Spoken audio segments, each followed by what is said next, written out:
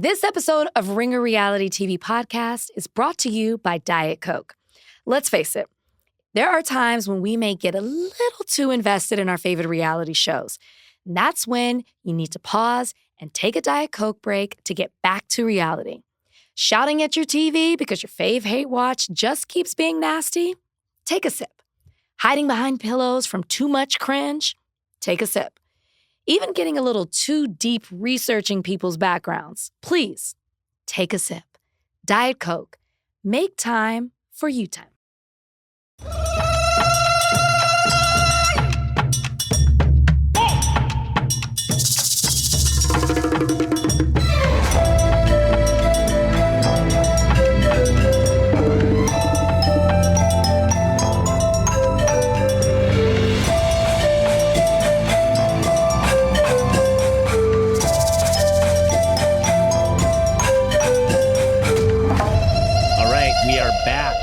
Finale of season 48 of Survivor. So many. Survivor's so much older than me now. It feels good to be this young. And I am here. Riley had no kids in between last week and now, so he's with us. No parental leave. Sorry, Riley. Yeah, you know. Stellar attendance this season. Thank you. Yeah, I'm glad it's finally acknowledged. Yeah, no, you are starting to regain my trust. Great. And our forever producer and voice of God behind the scenes, Ashleigh, my rock. Thank you. Thank you very much. Yeah. And you were the first person here when I jumped on this, so I already felt comforted. We have a very, very exciting guest today. I have known her for 16 years now. And I have to say about this person, I have played Survivor with probably close to 70 people. And this person, more than anyone else, fans have told me they want to see back on Survivor. More than anybody else. I have heard it. Why hasn't she been back? When is she coming back? You know who they should have back? Erin from Tocantins. Erin Lobdell then, Erin Moss now. Erin, how are you? Does that make you feel good or bad when I say that? No, it's good. It's definitely good. Okay. Even still, I hear that. I hear, Erin should come back. From Tocantins, they should bring Erin back. Yeah. I have a lot of children. I have multiplied at a rapid rate.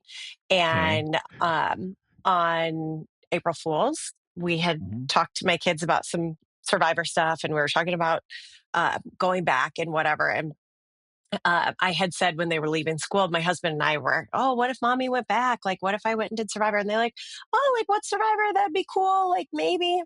And they're walking out the door and I was like, okay, I might not be here when you guys get home from school today. And like my older boys were like, oh, sweet, cool. Yeah. Okay. Like it's dad time. Awesome. And my 5-year-old looks at me and he's like very apprehensive about it. And then finally, one of my kids was like, you're joking. This is an April Fool's joke. And I was like, yeah, it is. Okay, you got me. 5-year-old Charlie sobbing. I did not like that joke. That was horrible. Wow. And I was like, okay, well, there's my answer. Not going back anytime soon. Yeah. That's so sweet. When I left on Winners at War, it was lots of tears and begging to not leave. And then the challenge, I did the same thing to my kids. And usually what happens, Erin, if you ever find yourself in this position, just say, with the money I make, imagine how many toys. Imagine the pile of toys we can get with this money. They're totally good after that. Yeah. They're like, I mean, they're pretty good. And then when you're walking out the car at the airport, they start crying again. But they're trying to be tough because they're thinking about the toys.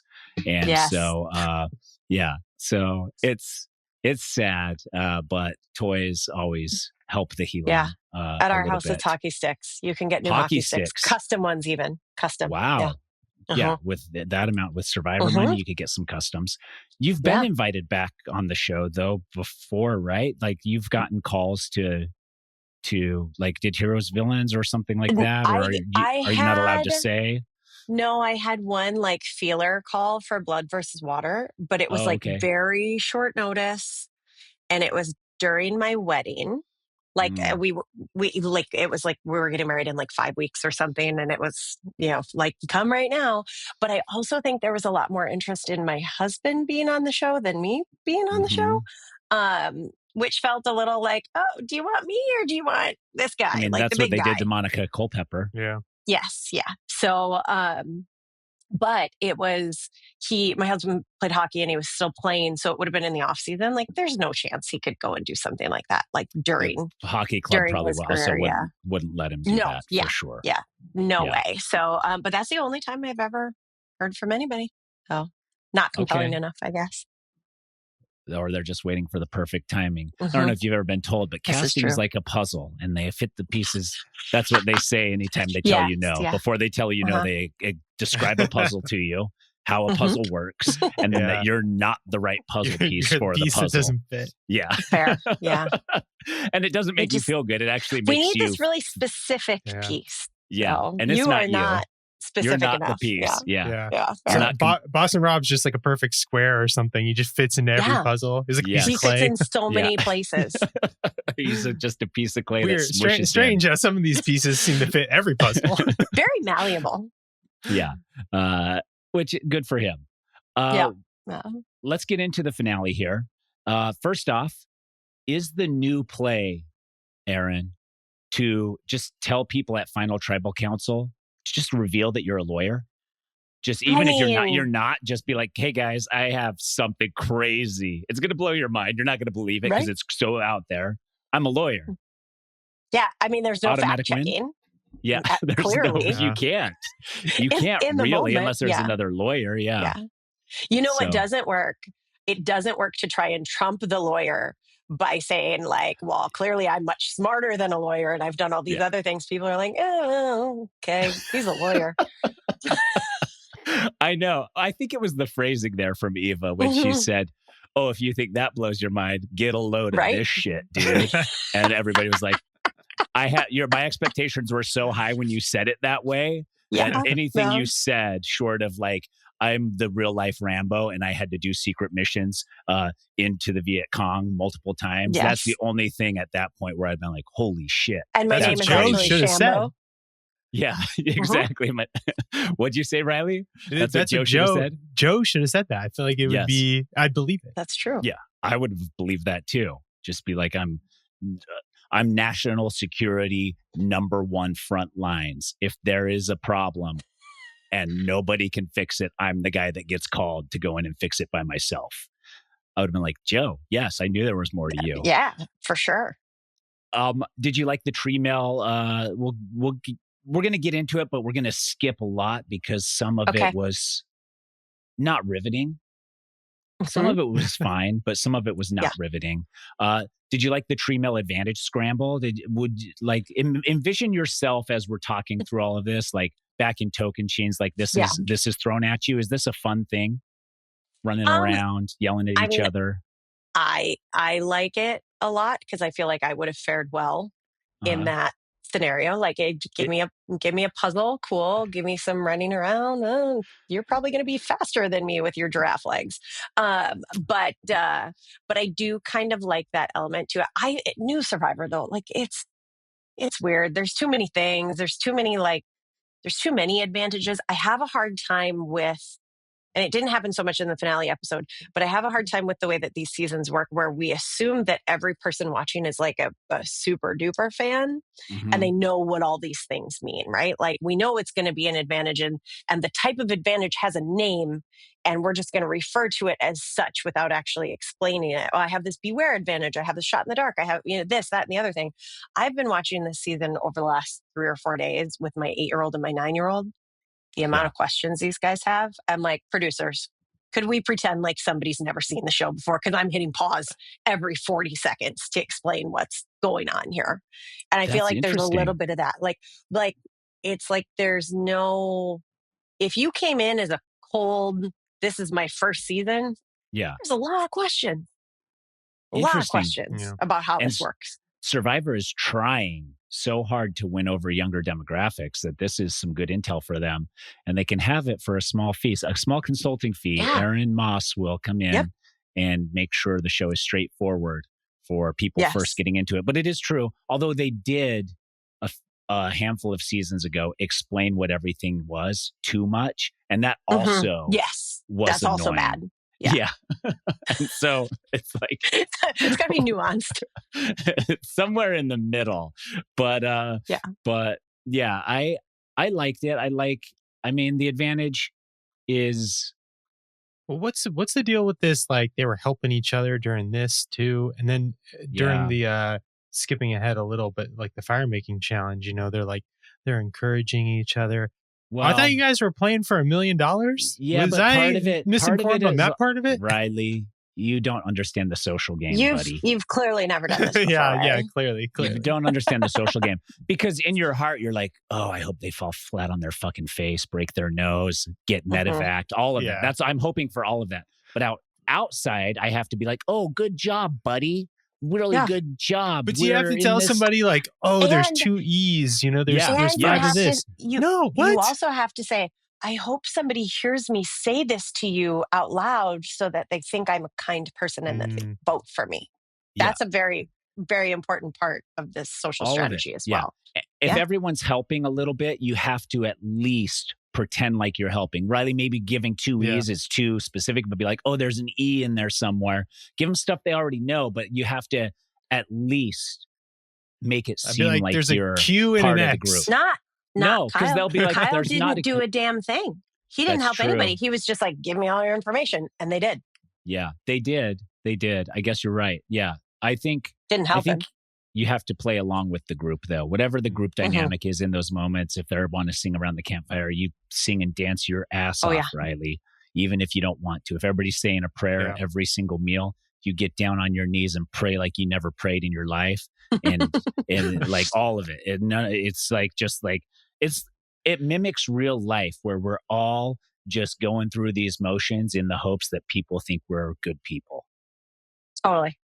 Totally. Like you just don't want to be the person that's like standing on the outside. That's like the on weirdo the inside, or we're just selfish assholes. Yes, Riley. Yeah. Are you? Totally. You're not?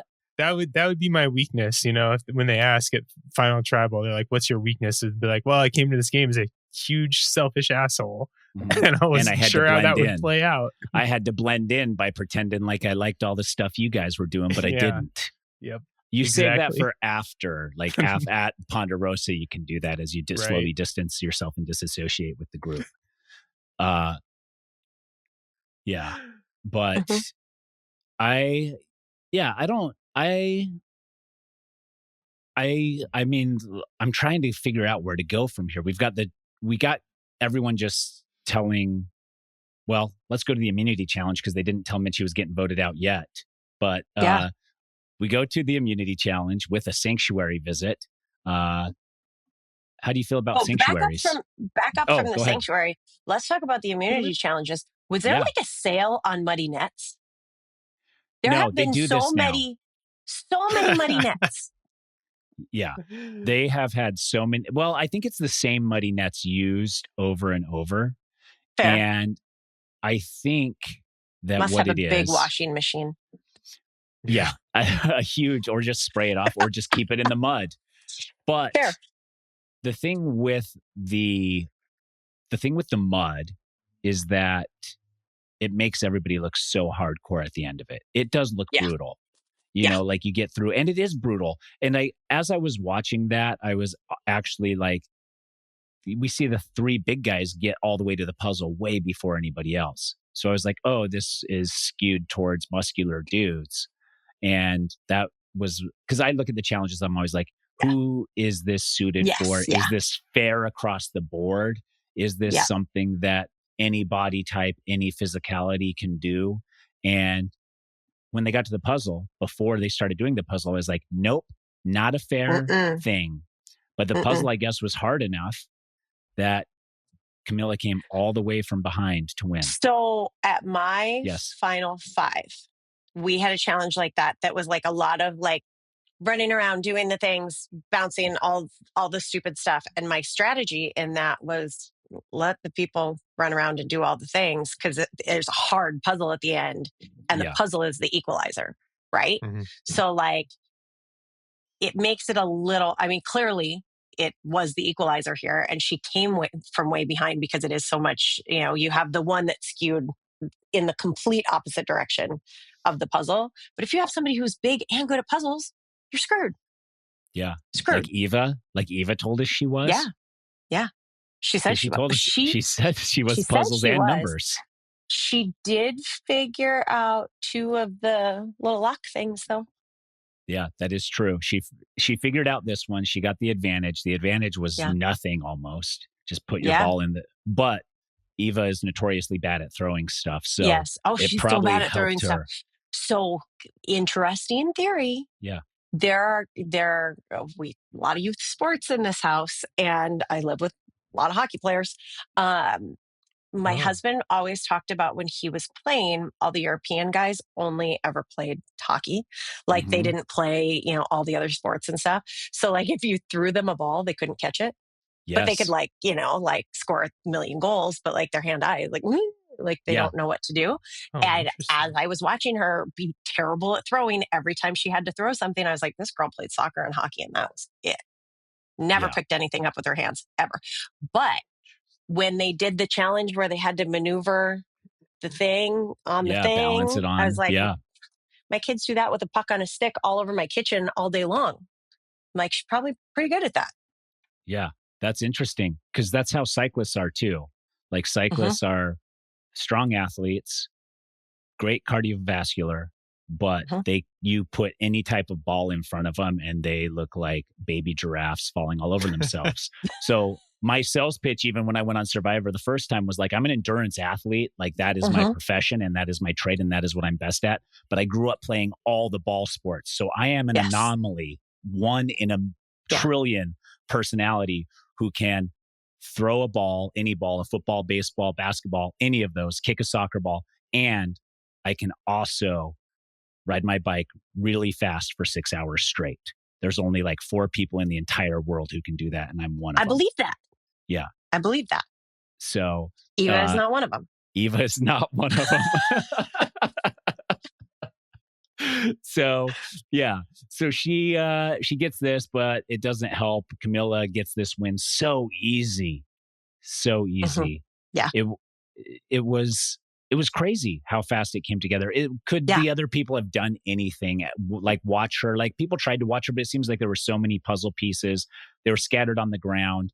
Something I think probably. Those go ahead. puzzles have got to be overwhelming, right? Yeah. Like, because there's no like, I'll just lay it out. There's so many pieces and they're big and you got to pile them. You're exactly right. It's got to be a hard puzzle to do.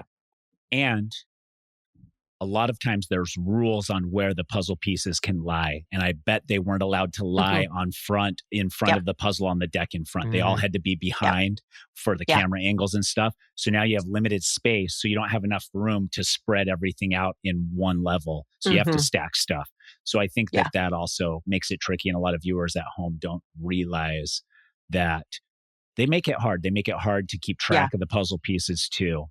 And, we get Camilla winning easily, just crushing. She chooses Eva for the sanctuary. Is that the right move? Why that move? What move should she have made? Okay. Again, I'm going back to this. Hockey players dream about eating pasta. Literally, it's their pregame meal for life. Like all they want is a bowl of pasta, a chicken parm, and a nap, right? Like you're fueling her fire. It like from that standpoint alone does not make sense. It didn't seem like a strategic move at all. Nothing came of it.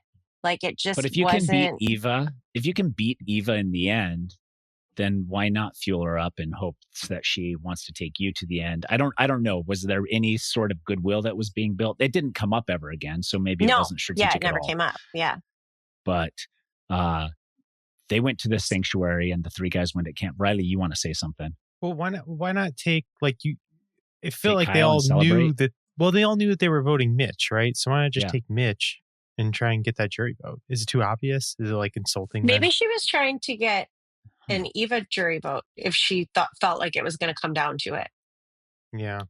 I just feel like you knew at that point Yeah, but like, Mitch, we're 19 basically people had sending Mitch. taken Eva on reward this season. Yeah. So how do Well, that you was know? the other thing. This was like, Eva's so hungry. She's talked about this all the time. I'm like looking at it here. She went to like 3 rewards in a row, all of which she got picked for. She had 1 reward before, like she got skipped over once, which was previously before this. And then she went on the 3 in a row before that. It's like, Eva's the hungry one out there? I don't know. And she's like so happy when she gets selected. She's so happy. And the Maybe 3 it's boys. the hockey player thing, though. They just need a lot more carbs. They need that fuel because their furnace is just always burning. So much muscle. Legs so feed much the wolf, muscle. man. There so was. much muscle. Yeah. They make special jeans for hockey players because their quads are so big. Quadrosaurus jeans. I buy them. Do you buy Quadrosaurus jeans? Yes. Yeah. You do? The Canadian ones? The Canadian brand? Yeah. Oh, that's crazy. Yeah. Yes. Not for myself. No, but, I assumed not. Yeah. But No, my husband has officially moved into dad mode, and now he buys his jeans at Costco. But for a long time, he was trying all the jeans that would do the things. Fit those meaty thighs. Yeah. Yeah. State and Liberty. It's where he buys like all of his clothes made by hockey players for hockey players. Yeah. You got to. You know, when your body becomes shaped perfectly honed to your trade, you need clothing that will fit that. I had an interesting idea posed to me by a listener of the podcast at a reward, and this is for something in the future. Instead of choosing who to go with, choose who you leave behind one by one. So you're like, oh, I definitely don't want them. So they're first to leave. And then Jeff cuts it off when everybody else gets to go on the reward. So like you choose just after one person? No, just after however many. Yeah. It could be after 1, but it could be after 4. It could be after 2. But like you are specifically motivated to choose who you want there least, and then who you want second least, and then who you want third least. And then they're like, okay, you 4 go to the sanctuary. These 3 are the outcasts. Wow. Riley? I don't hate it. I don't hate it either. It's so cruel. I actually love it. Yes, Riley coming around. Very in. Jeff, like 2025, Jeff is not doing this at all. Unfortunately, if you'd had this idea like 10 years ago, I think he would have done it. In 2048, I heard there's going to be a new host. Yeah. And maybe that new host will get this going. It's going to be AI Jeff, though. Oh, it might be AI hologram AI Jeff. GPT. I also had another cruel idea, Erin, and this was for the family letters person who wins that reward. You have to burn the letters of the people you don't choose to go, like in front. But Jeff tells you beforehand. Jeff's like, okay, winner of this. Jeff dangles him over the fire. Yeah, like right there. Winner of this wins these letters, all of these letters. But it comes with something that could be very detrimental to your game. And that is anybody you don't select to read their family letter, you must burn in this fire. So they know beforehand. So it changes the whole dynamic of the challenge. But like whoever. Also, like, not getting your letter is equivalent to it being burned. Yeah, but watching it burn and knowing it doesn't exist. You get it at Ponderosa. Yeah, you get it. But nobody knows that. Like, you were like surprised when they handed you your letter. I was surprised. But now everybody knows. And Jeff could also be like, historically, you get these at Ponderosa, not this season. But then they would have to be like, on the show, they'd have to be like, and Ponderosa is this place that we go that nobody knows about unless you're a super fan and you watch all the shows on CBS.com. And that ties into a younger audiences not understanding what's happening. Yeah. So, okay. Never mind then. We'll nix that one, but we will do the reverse reward selection. Now, if it was like your family visit is here and we're going to burn them in a fire, that might be like a different. Well, they turn people away. Like my brother was in Brazil and I didn't get to see him. Sierra's sister was there. She didn't get to see her. So just do all of that. Just be like, all of your families are here, but some of you won't get to see them. Yeah, that was brutal. Back at camp with the boys, everybody just laughing. It seemed like they were just going to avoid talk. Was there anything to talk about? I mean, I don't know. Well, like once you say like what's going on, who we voting for, whatever, like, is there anything to talk about? Like Mitch talks about how like he never got to make his pitch, right? Like, what was the pitch going to be? Yeah. Well, he even says here, like, everybody just goes around and is like, it's you, Mitch. You're just too likable. Everybody's voting Mitch. He's too likable. He's a threat to win. Did they read that wrong? Could Mitch have won this game? Were they right to vote him out here? I mean, the editing tells us no. Yeah. Yeah. But maybe that's just the edit because he didn't end up winning. Was he really likable enough that he could have won this? But because he didn't win this, we got an edit that made it seem like he didn't do anything. Yeah, maybe. But also, he didn't do anything. He didn't do anything. Yeah. It's like the edit is the edit, but like it's hard to like fabricate things. It's hard to, if he did things, they couldn't have like cut it out, right? I mean, like they couldn't have made it look like somebody else did it. His quote in this moment was, "I should have made a move." So that leads us to believe that he didn't make a move. Yeah. So, but it's very interesting. They just do like his closing moments before Tribal even gets there. They just do his closer, like send off, how proud he is of himself, all this stuff. And then they vote him out. That's like a producer dream though, because they're like, oh, cool, we can be done with Tribal in 15 minutes. Sweet. Yes, like we only have to cover it for 2 in the episode. Even better. Yeah. This is like, man, it's so good that this boot got wrapped into the finale too. Like if they still did Final 5 as its own episode, then they would have had to play around. That would have been brutal. Oh, could it be Mitch or could it be Shaheen or big move? Could it be Kyle? Here comes could a it be big move? Yep. Yeah. Yeah. They did that to us too many times this season. This would have really put a damper on on it all. It's kind of nice when it's just like, yep, all right, Mitch, goodbye. Yeah. The tribe spoke. How do you feel about the two different duos, the duo of deception and the duo of loyalty?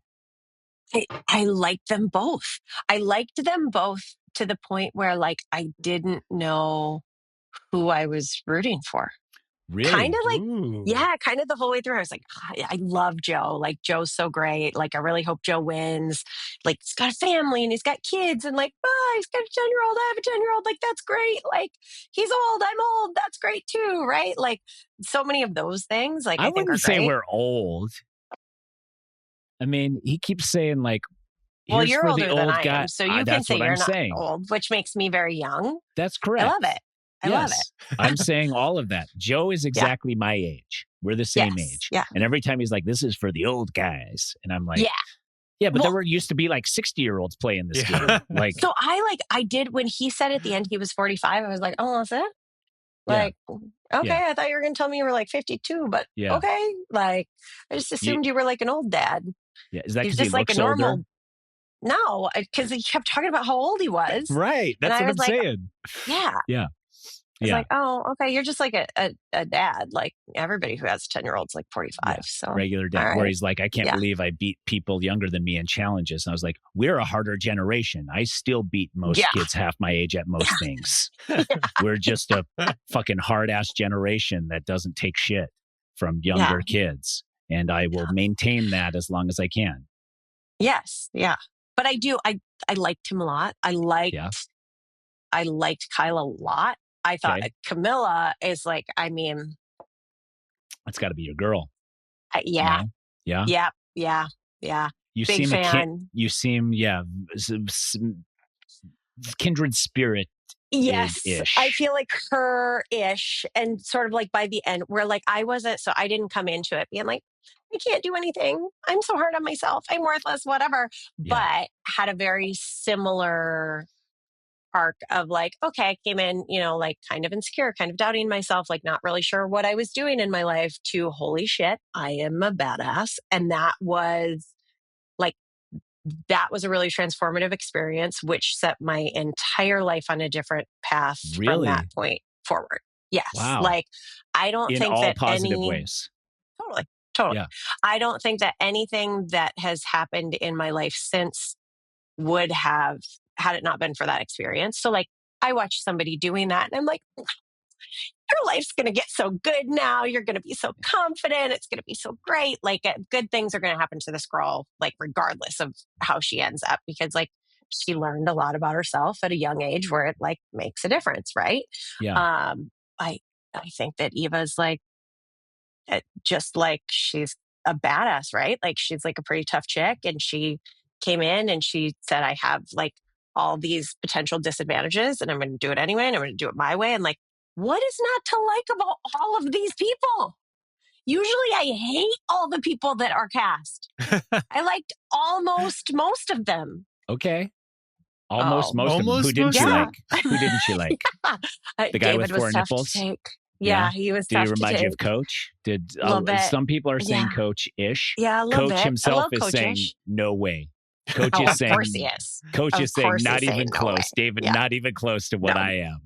No. Are you kidding me? Are you freaking kidding me? That's what he said. Yeah, no, Yeah. they're similar in that, like, okay, like you're like a big tough guy, and like you're coming in with your muscles and all the things, but really, like you're an insecure baby boy. Yeah. It's fine. You're fine. You'll grow up one day and you'll be fine. Coach is probably still working on that. But We don't want him to grow up. We don't want him to grow up, do we? I didn't get Star. Like there's something there that I'm like missing, I think. Yeah. And I was like, you didn't show up until like episode 8, and then you were gone, and you were like funny for like a minute, but like who are you? What's happening? They did us dirty with Star, I think, because at first I was like, she's not going to fit in. She's going to have a hard time fitting in. And then she started fitting in, and then she started saying some funny stuff. And then, but we never got like any type of linear story about who she was or what she was about or how her game was moving. And then she was gone.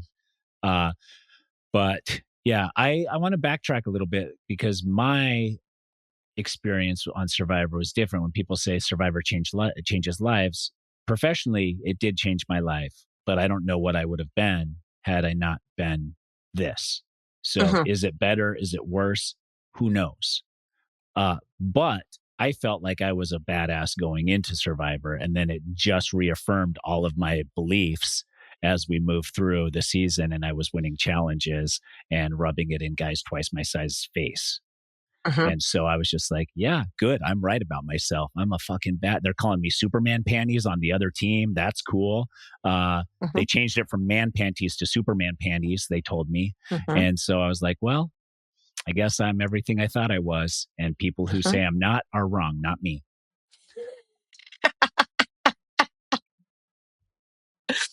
You had the benefit of being like a little bit older and knowing yourself than I was. How old were you out there? I was 26. How old are you now? 43. We're only 2 years apart. I'm 28. You were 26. Yes, the world thinks that I'm younger than I am because I was 26 when I got there, but I turned 27. So like all of the things say that I'm a year younger than I am. So I turned 27 like in the hotel or something before we left. Okay. Weird place to spend a birthday. Yeah. But I like had like it just was like a weird place in my life, like thought I had shit figured out, like went through a big breakup, moved cross country, like was like, Mom, come and get me with a U-Haul in the middle of the night. Oh, I'll go on Survivor next week. Cool. Right. Like it was just like weird timing. And so it's not all about age, it's about where you're at in your life. Yeah, yes.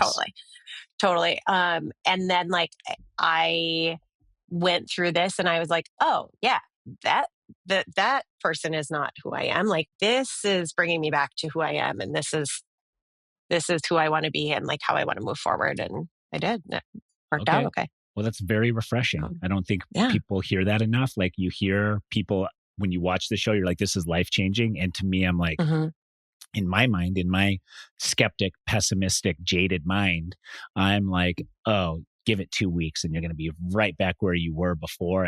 And except for that, you'll have had the highs of this experience that will never happen again. And you'll forever chase those highs and always answer every unknown number, thinking that it's somebody from casting. Yes. I think too, like I went into it as like, I wasn't trying to do anything else, right? Like literally when I talked to, like, I was hesitant about even applying. Like I I was scouted by somebody. We kind of talked about it for a lot of weeks before I finally agreed to do it. And the thing that really got me, because I was like going through this like kind of shitty situation, the thing that got me was that she said, I can take you somewhere in the world for 2 months where this dude won't have any idea where you are. And I was like, okay, I'm in. Right. Yeah. Like that was like the only reason that I was like, oh, this is now appealing to me. Caitlin, Noelle, who was it? Erica. I don't know Erica. Yeah. And so I agreed to do it. And then like I had no intention of doing anything else. Right. Yeah. And I think that was one of the difference makers for me. It was not a jumping off point to something, like just came back to my like normal small town and had my same job and like continued to like live the life that I was living before. Yeah. Until I didn't. But I wasn't ever looking for looking for anything more than that.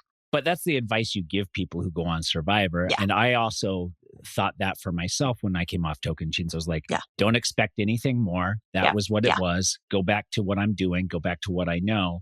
And then more opportunities did present themselves. But I didn't also have aspirations to move to LA and be a bartender while I figure how to be famous. Like I didn't ever do that. But a lot of people do. But I think it is refreshing because you see all these people that say Survivor changed me in this way. We saw it from Mitch. We saw it from Eva. We saw it from Camilla. We saw it from Kyle. We didn't see it from Joe. Joe is already perfect human. So he is perfect. How can we? He got a bum knee, but he's perfect. Well, it was not anymore. Yeah, not anymore. Now he's superhuman. Yeah, modern medicine has made him the rookie of the year of knee guys. Yeah. So that movie gets a lot of play over here. Yeah. Does it? I mentioned it anytime anybody gets surgery. My line is always like, hopefully you'll have some type of rookie of the years type of situation with that spleen removal. Yeah. Like what would it even be? That be a super lower back or something? So this is like completely off topic, but like my kids are very into like I have 4 boys, when I can get them to sit still, it's like, okay, let's like, you guys just need to chill out. Let's toss a movie on. And like, they don't have like a huge attention span. So it's usually got to be a sports movie or something. Okay. So like, we're always trying to think of like, what are good movies that they haven't seen? Because there's no good sports movies now. It's like, like The Sandlot, like it stopped after The Sandlot, right? Yeah. So, and we've worn out Miracle and All the Mighty Ducks franchise. Like there's nothing left there. Like they can't even watch them again. So last week, my husband put on Over the Top. Remember that one? Yeah. Sylvester Is that Stallone? Sylvester Stallone arm wrestling? Oh yeah. Yes. Yeah. And he flips his hat on backwards for power. Yeah. He just like turns it. Yeah. And so now every time I'm driving anywhere, like I'll look in the rearview mirror. There's just like somebody in the back. Like it's like anytime we're going anywhere. Yeah. Like, oh, you're about to arm wrestle somebody in your mind. I can see it. He'd drive with one arm, train with his arm wrestling arm, with his hat forwards.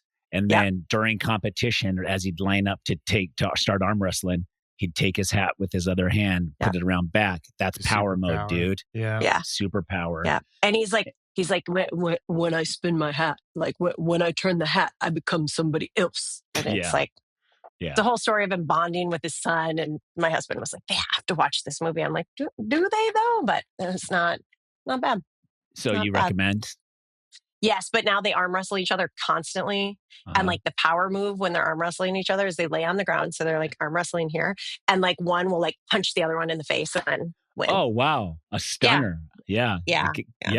Okay. I don't know if that's within the rules of arm wrestling. But I would venture to guess, Tyson, that the things that go on at my house are very different than the things that go on at your house. Yeah, I'm a girl dad. I have 2 daughters, and they're right outside that door, and you don't hear them because we got them books at the bookstore today. So they're just fully absorbed in their books. Yeah. Mine are sleeping, and that's the only time they're quiet. Yeah. Ours are pretty good, but they do require a lot of attention. Like if they are going to do something, they'll need us. Like they're like, let's jump on the trampoline. I was like, you can do that without me. And they're like, no, we can't. I was like, should try. And they're like, it's more fun with you. So I'm like just feeling my innards bouncing up and down all the time. It is nice. We are raising 90s children, and we're like Free go range? outside. Yeah. Oh yeah, totally. Yeah. Go outside. Don't talk to me. Like, I mean, talk to me, Nice. but like they're just outside kids. Yeah. And if We I don't can't have do to say that. stop fucking fighting, the day is good. Yeah. Oh, We can't do that because we live in Arizona. I don't know if you've ever been oh here, yeah, but they'd there's so fry. many I used to live there. cactuses. There's so Yeah. many cactuses everywhere that you can't turn them loose in the wild because it's just like you will Yeah, get that's fair. trapped in a jumping cholla or stickered Yep. by a barrel cactus, or there's the hedgehog cactus, or there's the prickly pear, or there's the saguaro cactus, or there's What if the you're face to face with a javelina? we had those this morning. They walked into our backyard, and we had a bobcat walk through our backyard last night. And we have giant chuckwallas, which are the cousins to Gila monsters, all along our rocks in our backyard. So we have it all. Quails. Nice. Why do you live here? Because we have bobcats walking through our backyard and javelina. I said Yeah. all the And reasons also that it's 120 degrees in the summer and you just can't miss that. but it's the best winters in the country.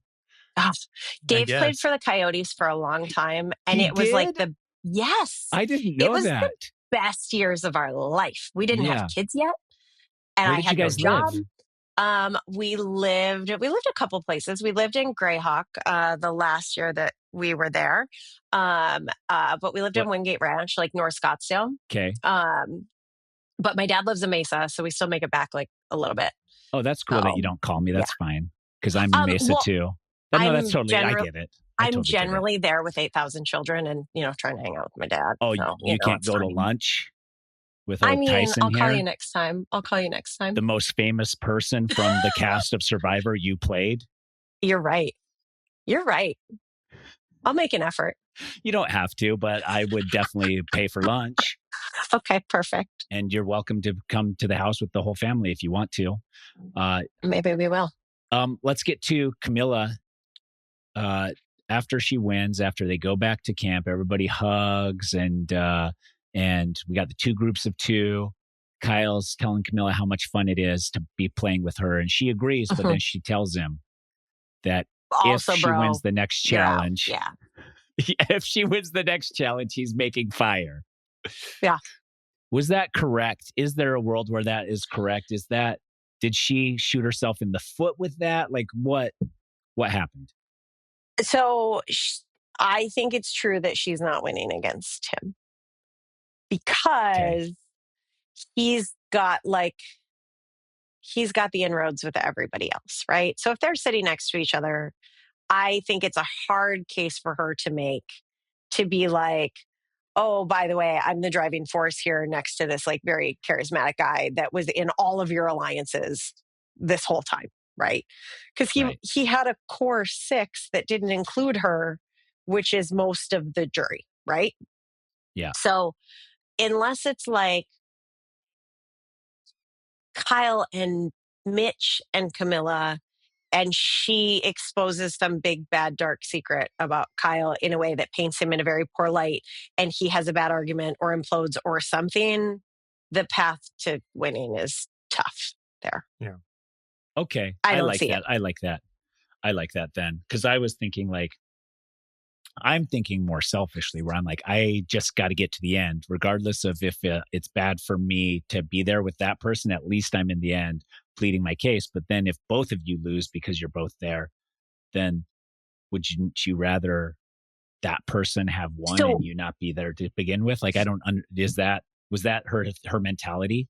I think so. So here's what I don't agree with. Like, if I were in her position, I don't think I would have told him at that point because it puts the idea in his head that he can't take her either, which is exactly what happened. Like, and gives him the okay to get rid of her.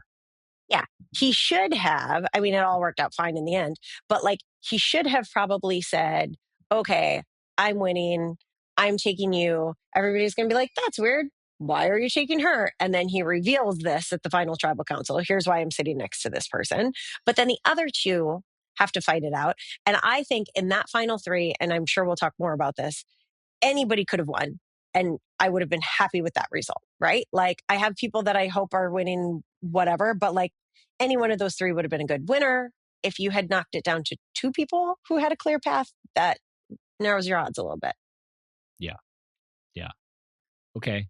Generally, I think sharing that information is bad gameplay.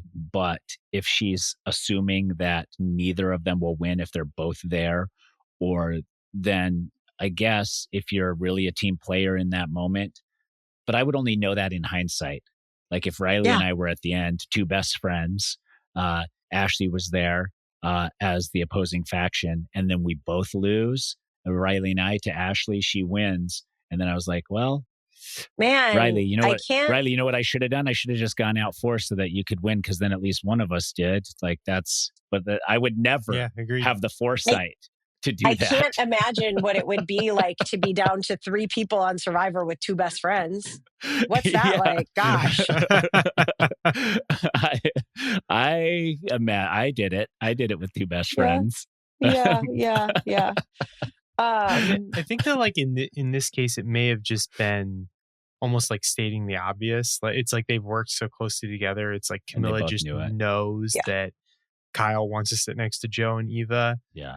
And she knows that Kyle knows that she wants that too. Like just this sort of like, you know, you can just kind of get it. Because I feel like that's what the whole Shaheen vote, the previous episode, was kind of based on. It was like engineering a perfect final 3 for them where they could sit next to Joe and Eva, who have overlapping games, and they just undermine that game. It's like the perfect scenario for one of them to just sweep up all the jury votes. Yeah, that is true. But you don't think that they could have gone together and still presented that argument and both had one of them win?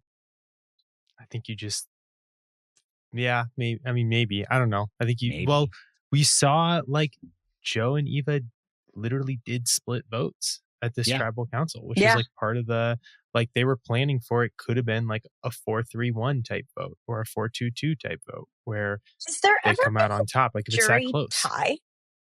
Yes. One time. When? Wendell won. That's right. Wendell and Dom tied, and then the third place was the tiebreaker. Laura had to vote. Laura had to vote for Wendell. So that could have happened, but if that would have happened, then obviously we know how it would have gone. Yeah. But I still feel like it's not the same. I think that Kyle had the upper hand there because of the Shaheen breakdown. So had Kyle and Camilla because it was his plan, basically. But Camilla was also there and she helped. So if she was in the final against, like, let's say Eva or Joe was the third person, they both would have won out over that third person. And then it's just for the jury to decide between those two, I feel. I wonder if somebody asked that at Final Tribal. We just didn't get to see it, because it would have been a good question to basically ask Kyle right after he makes this monologue about how they were such a strong duo. It's like, okay, well, you won the final immunity. Why didn't you bring your number one partner to the end? Yeah. And I'm sure he would have explained, because I think Camilla was so great that she could have beaten me. Yeah, exactly. That's but I true. still would have loved to see it. Well, in an alternate universe, it just happened tonight. Yeah. I like Joe's play here of positioning himself not to make fire, no matter who wins. So he gets Kyle to commit to him. He gets Eva to commit to him.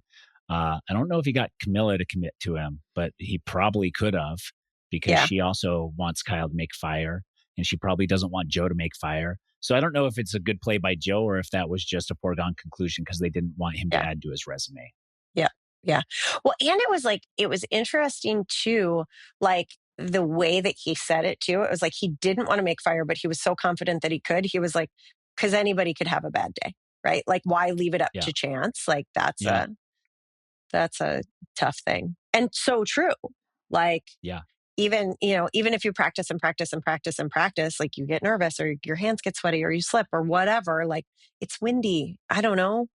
Like that would be a tough thing to leave up to chance. Have we ever had a firefighter making fire? They usually put them out. Yeah. Should we have gotten Joe putting out the fires as they're building? He can't fight instinct, He just like bats it out with his hand as soon as he gets a spark. It's funny. He can't, He just constantly blowing his fire out. Man, he's his own worst enemy. Yeah. It's true. In fire making. Final immunity challenge. This is where we open up old wounds for Erin. Simotion is the name of it. I call it spinny balls. It didn't have a name when we did it. It wasn't called Simotion. Was this the first time? Was Tocantins the first time it? No, it's been called that. Tocantins was the first time this challenge happened. Because Riley says no. No, wait, no. Tocantins was the first time it happened. Yeah. I'm sorry. I thought you were asking if it was the first time they named it Simotion. It did not have a name when I did it. Yeah. I call it spinny balls thing. Yeah, spinny balls. I call it the $1 million ball. My husband calls it I have hands like feet. Well, then don't you just try to get him to catch and throw a basketball? Yes. Well, he can because he played all the sports. He did too? He's one of the athlete. 4? Yeah. He's one of the 4 like me? He could not ride a bike for 6 hours. There's a time probably. I don't think I could do anything hockey related. He's like when we very first started dating, I was very nervous about things like, my first 4 seconds in Survivor. Also, when Jeff says, okay, go find your beach. Here's the map. And he threw me the map. And I was like, oh fuck. I have to catch this map. Right? Like, and I panicked and was like, I caught it. Yeah. But so I start dating the athlete, right? Like Mr. Like, I play hockey. I can do anything. And I would if he tossed me the remote, I would panic and I'd be like, got it. So I was like, if I can't catch, he's going to be like, well, you can't bear my children. This isn't going to work out. Wow. You thought he was just trying to breed top level athletes. Clearly. And it's working. His goal. Okay. But it made me very nervous. Like anytime, anything. And so we finally get around to, he's like, hey, can I watch this season that you were on? I'm like, yeah, okay, whatever. I'm like, it was pretty tough. And I mental block on this challenge. Wait, so how far into the relationship is it that you open up we can watch my old Survivor season? I gotta know. And what year was it too? It was in year 1. But what year dating. Okay. And what year? 2011. We met in 2011. So this is maybe now 2012. A few years. Yeah. A few years after long. Tocantins. Yeah, I'm a few years removed. We're dating long distance. So I think he watched it while he was on the road and stuff. And we did not sit down and watch it together because that would be just a very weird experience, right? Torture for horrible. So he watched it, but did not let me live down the fact that I immediately dropped that ball and still brings it up pretty much on the regular. Wow. Brutal. Yeah. So this challenge comes up and I'm like, this is why I need to be the podcast guest tonight. I didn't know when I texted you, I saw the episode the same time you did. I did not know, but when it came up, I was like, perfect. Yeah. And we even had people there's a Survivor community chat. And as this came up, people were mentioning your name. And then I was feet. Erin's our guest. Catch. Yeah. Well, lots of people can't catch. Yeah. It was it was surprising watching it because it is still I say that I had this really great experience and I don't have these triggering things and whatever. I don't like rain on my face. I could never be in a shower and have full water hitting my face because it takes me right back to being in the jungle and getting rained on constantly. And it's a feeling I just don't want. And I don't want to watch that stupid fucking spinning ball because I'm like, oh yeah, remember when I dropped that ball and I didn't win $1 million? Oh, it's so bad. What? Yeah. Total trigger. And I was right back in it. And I was all the things are whirling. And then I'm if I would have won that thing, and then I would have taken Steven, and then he couldn't argue, and blah, blah, blah, blah, blah, blah, blah, blah, blah, all these things. You're it could have been $1 million. And I was this shit was 16 years ago. Why am I spiraling right now about this? I still do. I just am oh man, I would have fucking totally got it over on all of those people that voted me out, it would have been so great. Like I'll daydream about it too at some point. Yeah. Did list the contestants from Tocantins that your husband wanted to punch in the face as he was watching the season. I didn't watch it with him. But he didn't say, like, he didn't text you and be like, oh, you know who I hate? And you were like, Tyson? Yeah. Probably Tyson? No, I think he liked you. I think he thought you were funny. Yeah. Okay. Mostly Coach. I don't believe he loved. Yeah. He's like a pretty easygoing guy. He likes funny people. So you were on the list of funny people. Whew. Yeah. Good. Yeah, you can still come visit in Arizona if you want to. You don't have to. I know people are busy. You don't have to, but if you want to, the offer is there. Thanks. Yeah.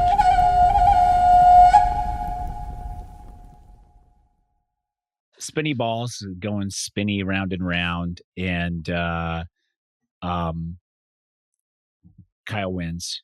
This challenge thing, it's much bigger than it appears on TV. Like, is it the same contraption that you exactly identical? Exactly. Like, do you think this is the one they played on in Tocantins? Like, yes. There have been no changes to these things. They perfected it on one try, and it's remained in its perfect form in storage in Fiji. Yep. Wow. It has been the same, and it's large. Like, so like in my mind, I'm like, oh, I have this like one, and like then this one's like in my peripheral, and then this one, and then this one, and then I'm just gonna go like, I'm only gonna move this much. Like you have to take like a full step over here, and then a full step. Maybe you don't because you got like long arms, but I do not have long arms, so I'm having to like move more. I've never had the honor of playing it. I've never gotten to play this challenge. I don't think that comes across when you're watching it, like how physically large it is. And also it was interesting that Jeff talked about the sound. Yes, it was that. I was going to ask you, is that exaggerated on the TV, or is that what it was? That's real. That is like real. Cause it's like just this like droning loop, and like, it doesn't, you hear a click when the track changes. Yeah. And so then you're like, so you're listening for that. And then like, if you miss it, then you might miss where the ball is going. The fact that I can remember all of this from 16 years ago, like clearly it has burned a hole in my brain too. It's tough. Probably the toughest challenge I did out there. Toughest mentally, or toughest as far as just the hard pure focus. Pure focus, because like you're not in a good like mental space to really like lock in and focus on something, right? Yeah. Like, I mean, at 26 days would probably be easy, but 39 is. Oh yeah. I mean, 38. God, 26 days. You can do anything at 26. You can. Shots fired. When they were like, bro, we've been out here for 20 days. It's been 20 days. I'm like, that's not even 3 weeks. Why'd you lose like 4 pounds? Big deal. Yeah. Eva's Eva's got to size up on her Quadrosaurus jeans after all the rewards she's been on. Yeah. Building muscle. Okay. Kyle wins, and he's just straightforward with everybody again, telling them who's going to make fire. Tells Joe he's good. He has a good reason for Joe. I think that was the right move. Did anybody else feel differently? Like, don't give Joe anything more for his resume. People already like him. Yeah. And Camilla and Eva go and practice fire, and Eva has a meltdown. And was there a part of you that thought somebody was stepping in? How wild would it be if Kyle stepped in for Camilla and Joe stepped in for Eva? I kind of was like, it just ends up as a joke. Just a total swapperoo. Like they really tried to make you think that like for a minute Kyle was like, I can't do this to her, bro. I can't. Like, she's a human, and I can't let her be a human, and I gotta be a human, and like this is real life, bro. Like I gotta do this. But then he clearly did not do this, and like that Eva wouldn't let him. Well, yeah, that seemed like far less sincere when Kyle was talking about it than when Joe was talking about it, and he was like, just let me take care of you because I'm a firefighter and I take care of people and I'm perfect. Yeah. Well, so like, if you're trusting a firefighter to make a fire, that's on you. Fair. But Yeah, I agree. And Eva, there was no way Eva was gonna, like, you can't, like, the end of, like, okay, I'll just step into the final and let you guys make Mhm. fire. She's getting No. 0 votes at that point. Yeah. So None um votes. none votes. So she Yeah. struggles. They go over, Joe helps her, and Camilla finally figures out fire. Um, who did you think was going to win fire going into tribal council? Uh, Absolutely. It was never not going to be Eva. Really? Mindset. Yes. Yeah. Like, the thing that I like about, like, casting got real weird for a while, and now we're like back on track with, like, now we're like back to like really type A high performers. Like, she is like, she's like a mindset driven person, right? Like, Yeah. she's going into this like, I am well practiced.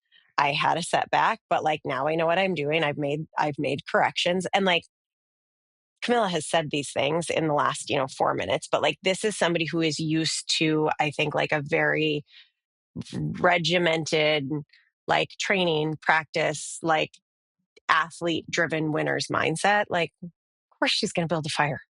Of course she's going to just do the things and like, oh yeah, I just did this 4 times. I'm going to do it for a fifth time. Fine. Yeah. It was interesting though when it almost didn't happen and she crumbled for a second. She did. Yeah. There were a couple moments Yeah. when Because she's probably also not used to not winning. Yeah. It's losing definitely is a skill. Like there is some skill to losing and being able to rebound from losing. And I have so many people who, like, when I lose game shows, like, they'll get on and be like, "I fucking wanted you to lose, you piece of shit." And I was like, do you know how many times I've lost in my life? Professional cyclists don't win. The percentage of professional cyclists who actually even have a single professional victory on their resume is like 20%. So I was like, I lost every single pro race I ever started. I never won. So this is totally unaffected. You're talking to the wrong guy about losing. I lose all the time. And the other thing is that every single one of those races that I lined up, I believed that I would win, that I would find a way to win that race. Yeah. For like 8 years of pro cycling, in my mind was like, this is the day I'm probably going to win this somehow. And never did. But I helped the team. I was a team player. I helped the team leader win races. You're a domestique, right? I was a domestique, and I did my job and I did it well. And so, like, talking to me about like losing stuff, like, never. So it is a skill, and you see it all the time, especially with young kids that excel at the thing they do, and then they branch out further, and you take some losses, and it's hard. It's hard to do at first. And so Eva, I think you're right. I think like she psyched herself out a little bit looking at the materials and be like, those aren't what we practiced with. That's when I thought she was done. I thought she was going to spiral from there. But she ended up getting a flame quit. Like when Jeff was like explaining everything and she wasn't even looking at him and she was just doing this, like in the like tunnel vision into she was looking over at the pit everything. of fire making material. Yes. Yeah. And I thought she was done.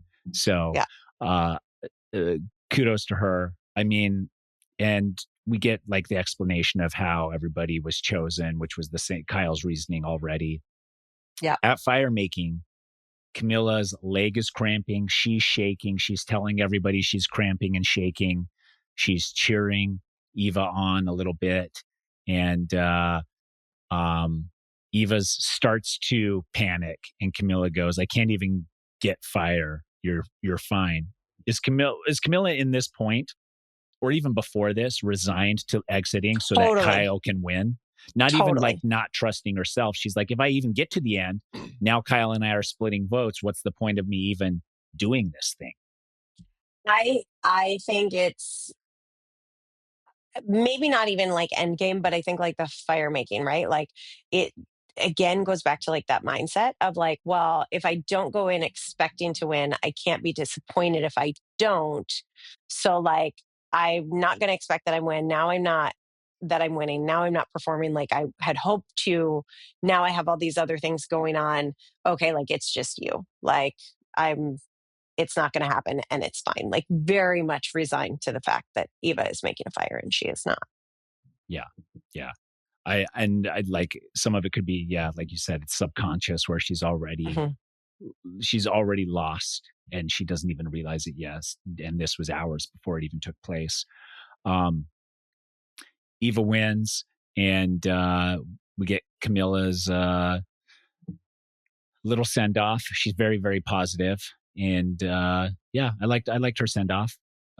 She's someone you think this is going to change her life forever and ever for the better. Like you hope so, right? Like, I mean, you always hope so. Yeah. Yeah. I mean, I just think anytime you have young girls, right? Like I now in my old person post survivor life, I own a lot of businesses where I employ girls who not all women, but most of my employees are women, and they are generally between like 20 and 33, like pretty formative years, a lot of part-time employees. But it's so interesting to see the amount of growth that happens in these, like, it's a lot of women who are in like early stages of their career, right? So like they come to us just out of school and like kind of like trying to figure it all out. And like when you see young women going through those kinds of like really character building, really confidence boosting experiences, and how they can come out on the other end, and how much it affects the rest of their life. Whether it's, like now I went to school and I wasn't really sure about what I was going to do. And I came and I worked at this place, and now it's like kind of set my career, like set a tone for my career, and I have a jumping off point to move forward, right? Like the things that kind of mindset can do for a person at a young age, I think is like, it's like one of the greatest joys of my life to see that. And so like you see something like this for her and you hope that is what's happening. Certainly what happened to me. And so like if you can, see that and hope that just like pushes you into this really confident life, and you go back to like school or work or whatever it is Camilla does. She's a software engineer. You hope she is designing the shit out of that software, and she like meets a hot dude that her parents like, and like is married and has all the kids and is still like a badass working mom, right? Like all the things. Or maybe not a working mom, whatever she wants to be, right? Like because she's now like found this like confidence that she didn't know she had. So should I send my daughters when they're in their 20s to work for you or to go on Survivor? No, you should send them to college. Even if they just want to be horse riders and synchronized swimmers? Is that what they want to be? Bergen wants to be a cowboy. And okay. Yeah. You know who I'm sure has a great synchronized swimming team? The University of Michigan, which is the whole reason that Kyle won, because he buried that right until the end. And he was like, oh yeah. And I went to the University of Michigan, and everybody was like, the greatest school on earth. Of course you win. The greatest school on earth? Yeah.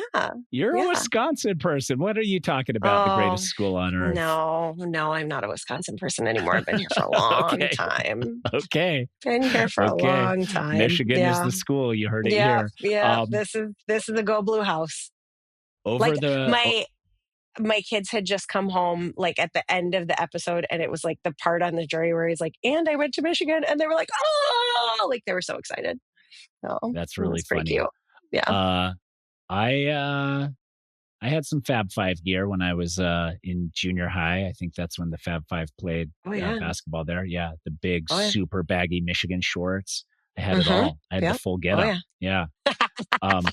Chris Webber, that's my guy. Oh yeah. Yeah. Let's go to the breakfast where Eva reveals she's working on her PhD in things for the Navy. Doing research for the Navy. Research for the Navy. Brown didn't get as much excitement as UM.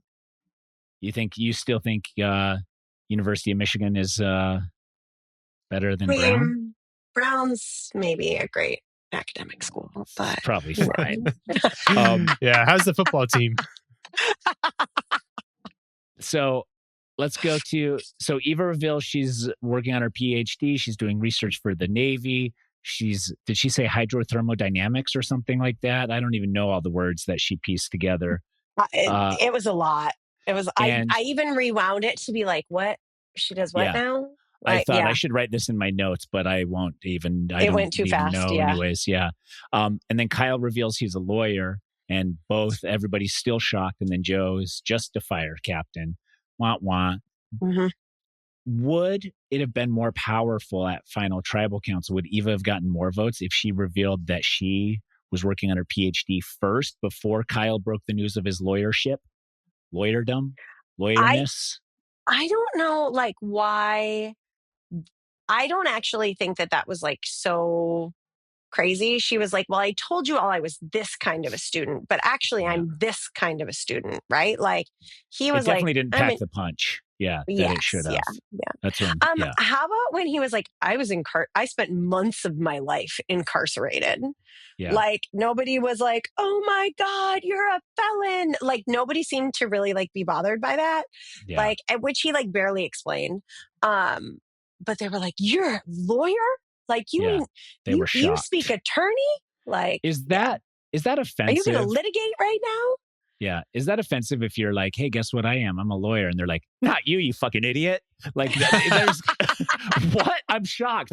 You're so stupid. How could you be a lawyer? Do I respect you more? I don't know. I think I just respect all lawyers now that you're one. I didn't realize that any Joe Schmo could just be the reaction. Also, like, on the flip side of that, could you imagine ever like being in life? You're like at a party and you're like, oh, what do you do? Like, oh, I'm an attorney. You're like, oh, cool. Yeah. Like, I wouldn't be like, you're a fucking asshole and I'm going to vote you out of this party. Yeah. Right? Holy shit. You're a lying prick. Everybody, this guy's a lawyer. Who owns the house? Get him out of here. This guy sucks. Like, is it like 1992? And then they all cheer as they drag you out of the house. Everybody's cheering. Just like, get him out. Get him out. Get him out. Yeah. Yeah. I don't know why they're vilified.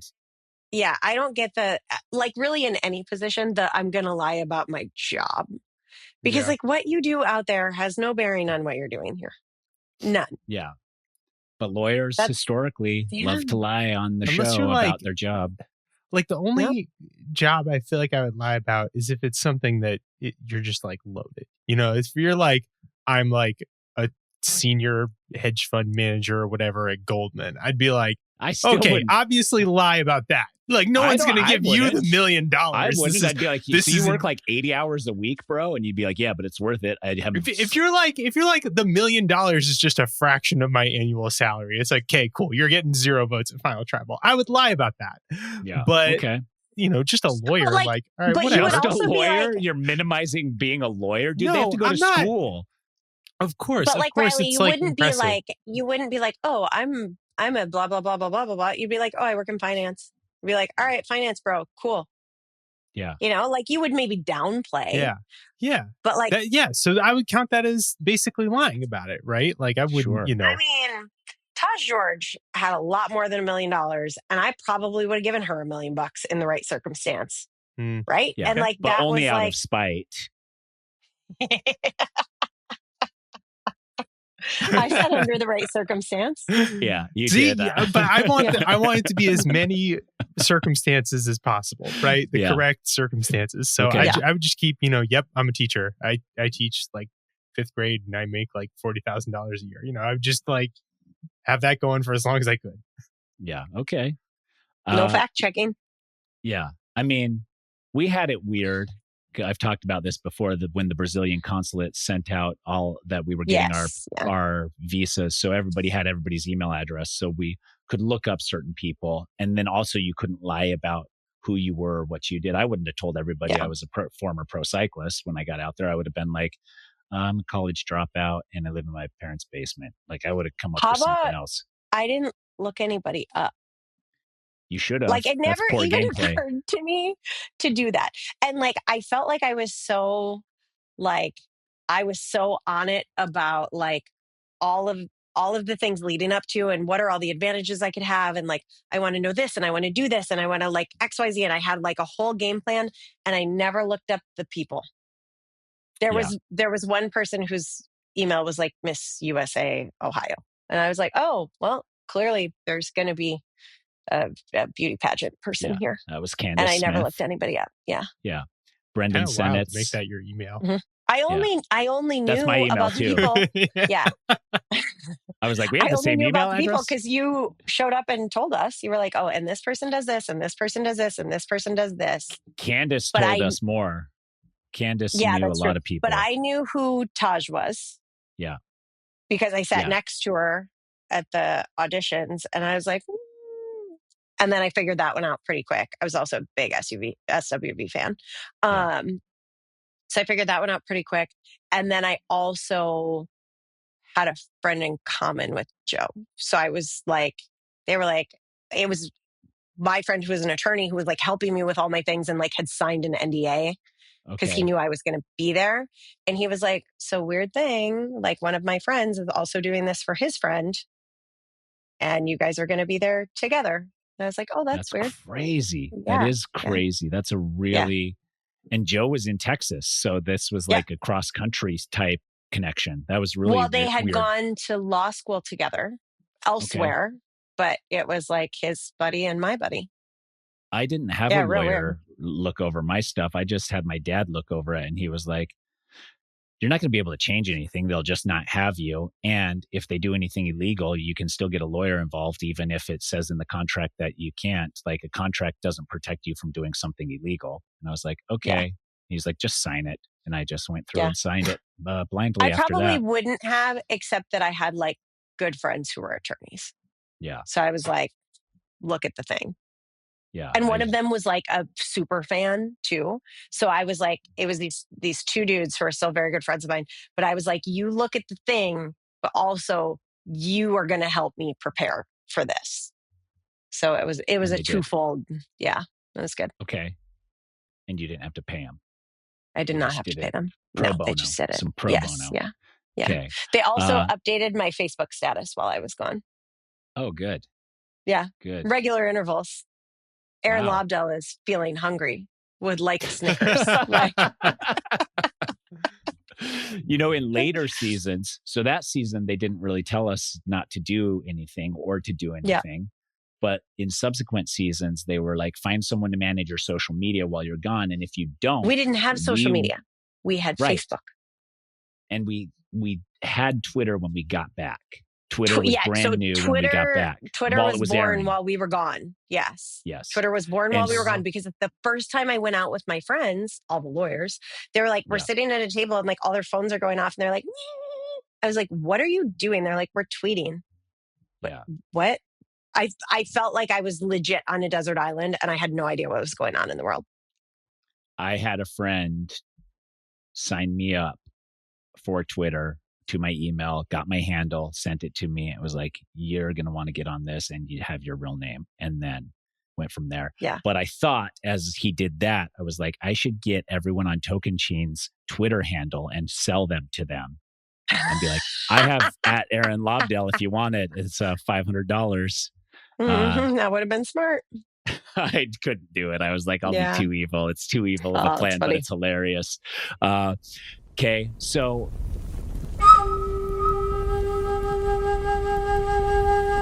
what helped Kyle the most here? The Shaheen vote. Right? Yeah. And having like, the thing that helped him the most was when Camilla was like, I got you.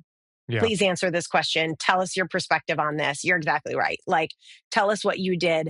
And then he was able to say, like, we were the strongest duo. We had been working together. We did it so well that nobody knew. Also, this is what we did with Shaheen, and, props to all of you and give me all your votes.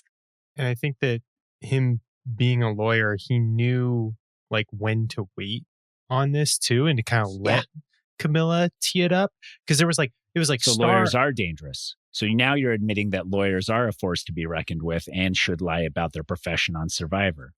Well, I just feel like Kyle was a smart guy anyways, and probably would have figured this out. Then why was everyone so shocked when he revealed he was a lawyer? I don't know. I can't explain.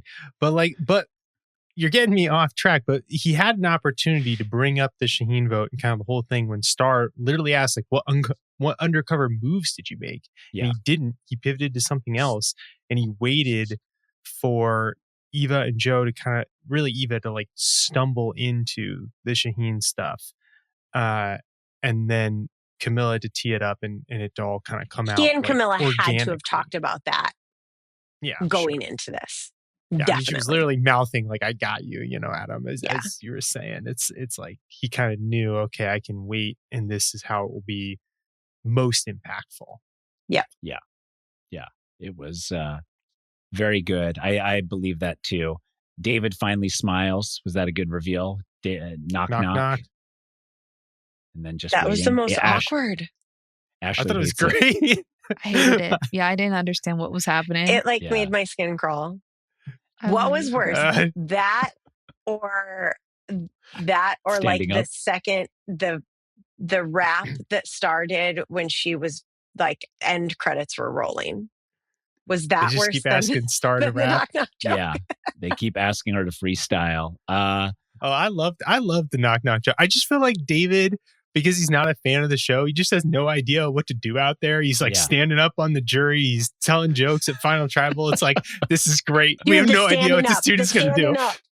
Yeah. Oh my God, the standing up was great. All the super fans know, like, there's like a certain, like way you sort of play Survivor. That's not like there's no rules, but it's just this like meta game.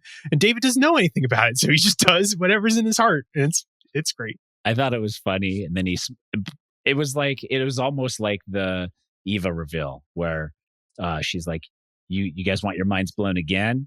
It was like David was just like, how about we blow your minds one more time? I'm not mad, I'm happy. And to the effect where everybody's like, okay.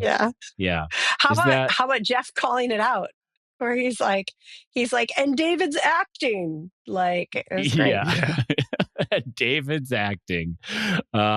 It was interesting. And it seemed pretty clear that Kyle had won this based off of just the music of when he was talking about the Shaheen vote and that whole plan. Yeah, the whole twist and the excitement around it. Joe didn't get as much airtime this episode as he had been getting the last handful of episodes. And we get the best average guy you'll ever meet, Kyle, winning the season. I liked his closing argument too. Let me be the representative of the season. Yeah. I'm a well-rounded guy. And it was strong. Joe's wasn't bad. Eva's wasn't bad, but Kyle just knew how to close. Good, I thought. I think that Eva's played well to all of those like middle members of the jury, right? Like, we did this differently. This is what our season was about. Let me be the one that like shows that to the world, which I thought was like a really great argument. But I also feel like she did herself a little bit of a disservice at the end, because like there had to be a little bit of this like, oh, like you started out by telling us like you have all these challenges, and now you're telling us that you're like so incredibly high functioning that you've like almost played us all. There had to be like a little bit of that happening, I would think. Well, had she been more straight, had she presented it like that, would that have done more for her? Had she been like, I leaned into the social I don't even know, neurodivergent social things that I have that then locked trust in and stuff, but also I also am very good at these things because of that, and I kept that from you until right now. Yeah, well, maybe. I guess that brings up a question I have for you two, which is like, to what extent you were both on juries? Yeah. To what extent did you already know who you were voting for before Final Tribal, and it just didn't matter at all? Well, Tocantins mattered because Steven it mattered because so Steven hard. Imploded. So did you both go in on Tocantins like with? I was going to vote for Steven. You were open. Oh, you were leaning Steven. I was voting Steven. Absolutely going to vote for Steven. I told Steven I was going to vote for him. I should have voted for him. I still feel bad. He's going to listen to this. I still feel bad about the fact that I didn't vote for him. I owed him that vote. I owed it to him. I should have done it. I feel bad about it. But after his final. Yeah. imploded. I don't feel bad that JT beat Steven. In the end, do I think it was the right victory? I don't even know. But I went in going to vote for Steven, thinking he had done more and been the brains of the operation.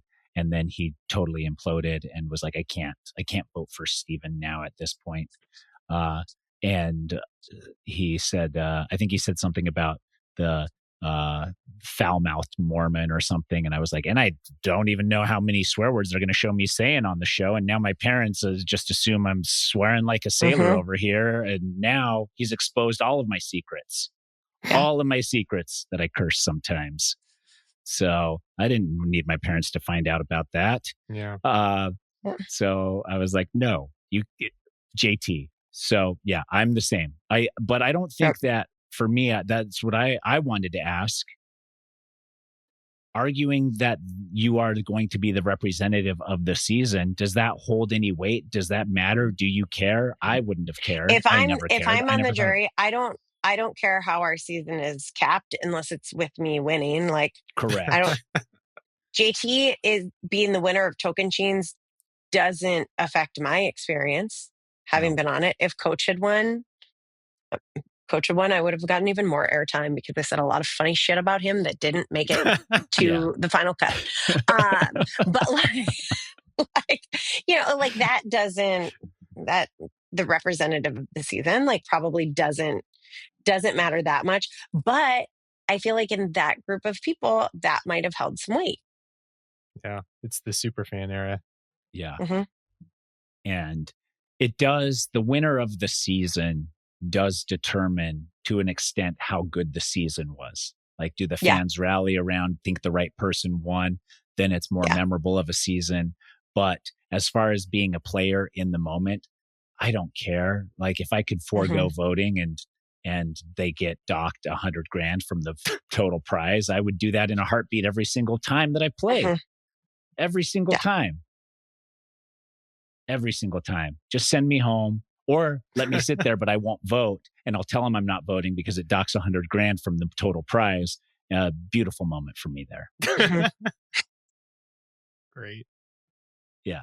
And if you're not thinking like that, then did you really go out to play in the first place? Yeah, I don't think that the people they're casting now are thinking like that at all. These people are like, I'm so excited to cast a vote, being part of the jury. So such an honor. Yeah. It's how they trick you. From the time we were little, they told us how. It didn't even occur to me that there was a fan base that was going to judge the things that we did. Like, the fan base was like my parents at home, that watch this on Thursdays, right? Not I was totally unaware too. That's crazy. Army of internet trolls, right? Had no idea. Yes, I am no idea. This is the first time I've ever even thought of this. I was out on Survivor on Tocantins, and I was just like, go as fucking hard as I can because I don't know when I will get voted out. But if I go as hard as I can, I won't have any regrets looking back on it and being like, shoot, I should have, because I'll know that I said everything that came to my head and I did everything and I went as hard as I could. And I didn't even think of any repercussions of fans, of even my parents watching. In the moment, I was just like, go hard, dude. And then, as it's airing and people are yelling at you online about being a jerk, and you're remember, I don't care. When we were done, they were like, oh, maybe stay out of the chat rooms. People are going to be saying all these things about you. And then somebody else was like, oh, but maybe go in the chat rooms because nobody will talk this much about you for the rest of your life. And I remember being like, there's chat rooms? What are we talking about here? People go online and they talk about this? What was the gnarly chat room that was back in the day? There was a Survivor Sucks. Survivor Sucks is the web forum. Survivor Sucks. Yep. Yeah. I never went in. I don't know that I ever went in there, but most of those diehard Survivor fans at least appreciated me, but a lot of casual fans really hated me. Yeah. Anyways, there's a handful of people that didn't think I deserved to go as far as I can, but most of them loved me and still do. Yeah, that's good. I get a lot of all those same Survivor Sucks people are still every now and then I post something about Survivor once every 8 months, and they're all there. All of them. Yeah. Yep. That's great. All those same weird guys just there being nice to me. Just 16 years older. Yep. Still in their parents' basement. It's all good. Well, good for them. And, thanks for tuning in, guys, because without those guys from Survivor Sucks, maybe the show wouldn't continue and we wouldn't have this podcast. But we do. Yeah. And we're happy.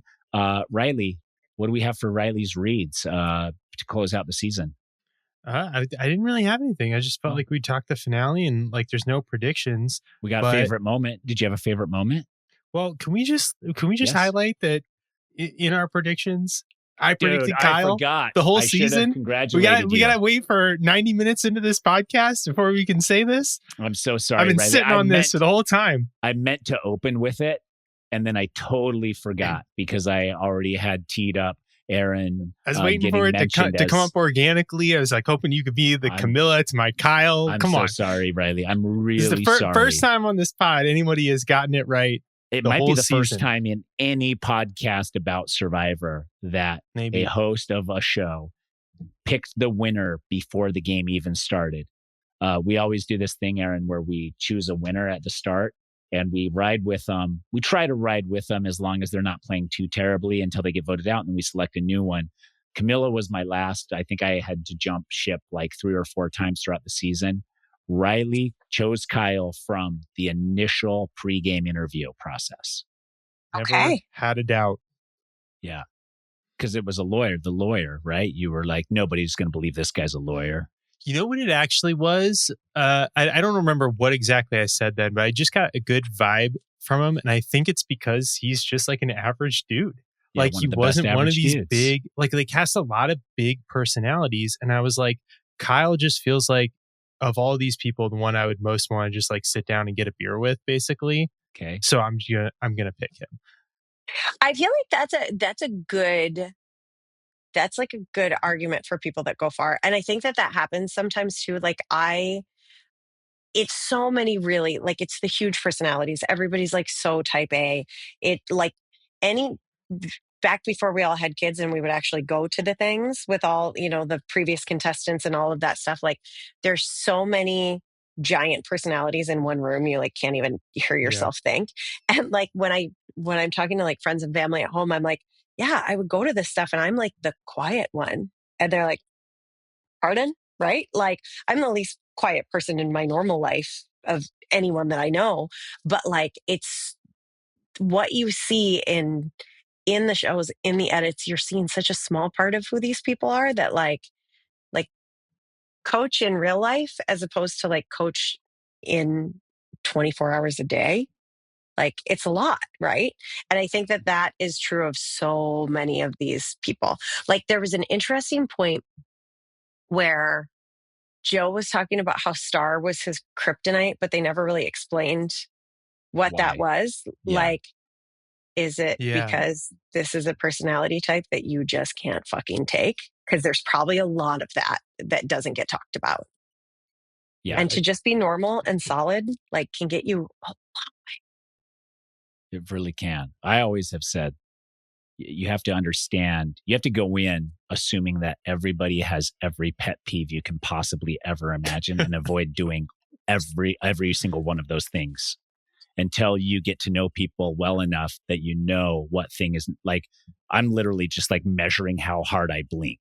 Just like somebody's going to hate the sound of blinking. I got to like blink soft so that nobody gets agitated with me. I'll stay awake all night so I don't snore accidentally on somebody, like all of it. It's like, I don't feel like these contestants are doing this. They're singing about like fried chicken and waffles and stuff. I would die on the beach right there. No, because the second the majority is singing chicken and waffles. That's why I would die. Is because I would have to join in by the social pressure. I'd just be like, I can't do this. I can't do it. Mary was like, I can't believe we're singing about chicken and waffles. Yeah. And Riley so would bring uncomfortable. It up. We'd bring it up on the podcast every single time. If you were on this season and got stuck singing chicken and waffles, we would make that the new intro of the show is a clip of you just singing clapping. chicken. Yeah, loving it. No, I think he'd pretend like he loved it. Riley, Yeah. you don't think he'd be like, I love this? It'd be like, and then Shaheen would pull you aside later and you'd sing it just you and him, like at the I feel water like well. I don't think I'm a bad liar, but I don't think I'm good at faking enthusiasm for something I'm not enthusiastic about. It's a lot of like, oh, that's awesome, wonderful. Like it's bad. So that like, let's try. I'd be like, fried chicken and waffles. Like, no, it's not. But like, those are the things. Even like, that look really, at how full that circle really we hurt just came. right there. Yeah. Like, those are the things where like you kind of do have to be a joiner, because if you don't, you're the odd man out. It's the you're one singing time on the beach. It's the one time I join, and it feels disgusting. I'm disgusted with myself for having to join in any of that shit, but you just have to do it. It's like there's two moments. Being the joiner in those moments where they're singing along and you have to pretend like you're loving it, or praying, or doing yoga or whatever they're doing. You got to do it and be like, yes, I'm also getting something from this. Aren't we fun? And then the other time is at final tribal council. If you're a finalist, you just have to take all the shit from the jury, no matter what they say. You're just like, yes, you're correct. You are right, jury. Yes. Like you can't combat the jury when they say something. You just have to just take it on the chin and be like, anybody else want to punch me real quick? I love all your punches. There were 0 punches thrown at this final tribal. It was weird. Yeah. I really thought it was going to be a bitter jury too, and I was disappointed. Yeah. I mean, the biggest punch was when Chrissy said, "You're a lawyer, you're blowing my mind." And then Eva said, want me to blow your mind even more? And then she said her thing and nobody reacted. Yeah. Yeah. Everybody's like, That's like, actually wait, a pretty. What did she do? Yeah, a thermotechnological She's like, I'm not a hockey dynamics. player. I'm a ref. Like, yes. Okay. What? You're in charge of how the games even go? It's in stripes. Like, it was weird. Yeah. That was my favorite moment. I know you didn't ask what my favorite moment was, but I liked that one-up moment on Final Tribal Council. We're going to thank you, Erin, so much for being here. I know you've probably seen all the rumors surrounding season 50. Have you seen some of those circulating? Cast is going to be announced next week, supposedly. Okay. We're just skipping 49. 49 is the new 39. Nobody gives a shit. Let's get to 50 quick. Hopefully 49 is not the new 39. Sheesh. Good Lord. The forgotten season, dude. Where it's like you can't but that season's not just forgotten because it preceded Winners at War. That season is forgotten for other reasons. In 10 years, you won't be able to find that season on Paramount Plus. Oh, man. Just erased from history for a time in all eternity. I just like making jokes over here, Riley. We're just having fun. I know it. Erin, thank you so much for joining us, for your time and energy, and for watching the whole season so that you could join us. I know that you've got a lot going on. And for burning the midnight oil, your East Coast time, super late for you. Where can our listeners find you on Instagram or on Twitter? Where are you? I'm on Instagram. It's the only thing I'm on. Okay. Erin_Moss, 2 N's in Erin. That's the important part. If you don't do that, you can't find me. Also, Dry Bar Shops Detroit is another great place you can find me. I own a couple of salon franchises, and I'm opening a new franchise for airbrush tanning in a couple of weeks. We don't have an Instagram for that yet, but the national brand is Pure Glow Tanning. So follow us there, and then you'll find me there. Okay. Follow all of those. And if you want to see Erin back on Survivor, it doesn't hurt to harass the official Survivor Instagram page by mentioning Erin in your comments. Right? Let's just get that Instagram comment section at the Survivor Instagram just loaded with Erin Moss requests. That's what we want. We need Erin back on Survivor. Yes, that would be great. Yeah. Thank you so much, Riley. Thank you for showing up. I know you'll be here, Riley. I just am giving you a hard time. And huge congratulations. I will go to a trophy store, get you a trophy for season-long winner pick. Incredible. that'd be that you great. did that. I'll display it right here. You right will? behind me. If I get Yeah. something made, you will? Dude, I've got a trophy behind me right here. That one's just little. Is it that little? What is it? This is I won my fantasy football league. Oh, you're going to have 2 pretend trophies? 2 real trophies. I mean, 2 real trophies for pretend events. For serious competitive events. You're right. Yes, you're a true I'm sportsman. very proud of You're my a sportsman. accomplishments No, here. I'm Okay? proud of this them. household celebrates accomplishments, okay? No, I agree. You don't get participation trophies in the McAtee household. It's only winners get trophies. That's right. And we'll get you a trophy. Ashleigh, thank you for your energy and time all season long, making us look and sound amazing. We will be back with a follow-up episode, a season-long breakdown with Sam from last season. Until then, see ya.